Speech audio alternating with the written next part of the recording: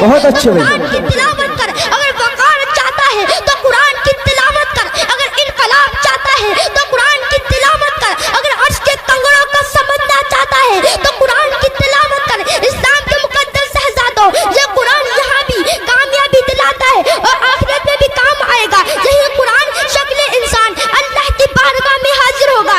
اللہ تعالیٰ اس قرآن کو جنت میں جانے کا حکم دے گا، مگر یہ قرآن جنت میں داخل نہیں ہوگا. پوچھا جائے گا قرآن جنت داخل کیوں نہیں ہوتا، تو قرآن فرمائے گا میرے مولا میں تیرا مقدس کلام ہوں، تیرے بندوں نے مجھے پڑھا، میں ان سب کو لے کر جاؤں گا جو مجھے چومتے تھے، جو مجھے اپنے سینے میں لگایا کرتے تھے، جو میری تلاوت کیا کرتے تھے. تو اللہ تعالیٰ فرمائے گا اے میرے مقدس کلام، جو تجھے اجازت ہے، جو تجھے چومتے تھے، جو تجھے پڑھا کرتے تھے، جو تجھے اپنے سینے میں لگایا کرتے تھے، جو تجھے چاہتے تھے، ان سب کو لے کر جنت میں داخل ہو جا. تو قرآن اپنے چاہنے والوں کو، اپنے چومنے والوں کو، اپنے چاہنے والوں کو جنت میں داخل ہوگا. جنت کے دروازے کھٹکھٹائے گا، اندر سے آواز آئے گی کون؟ تو قرآن فرمائے گا انا القرآن و معی القاری، میں قرآن ہوں اور میرے ساتھ میرے قاری ہیں.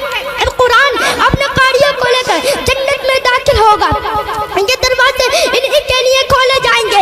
اسلام کے مقدس شہزادوں، پتہ چلا، معلوم ہوا یہ قرآن ہماری یہاں بھی رہنمائی فرماتا ہے اور کل بروز قیامت یہی قرآن ہم سب کو جنت دلائے گا. تو ہم سب کو چاہیے کہ ہم خود بھی پڑھیں اور اپنے اولادوں کو بھی پڑھائیں. میرے نبی ارشاد فرماتے ہیں خیرکم من تعلم القرآن وعلمہ، جس نے قرآن سیکھا اور دوسروں کو سکھایا وہ تم میں سے سب سے بہتر ہے. اللہ تعالیٰ کی بارگاہ میں دعا ہے کہ ہمیں علم سیکھنے اور دوسروں کو سکھانے کی توفیق عطا فرمائے. آمین.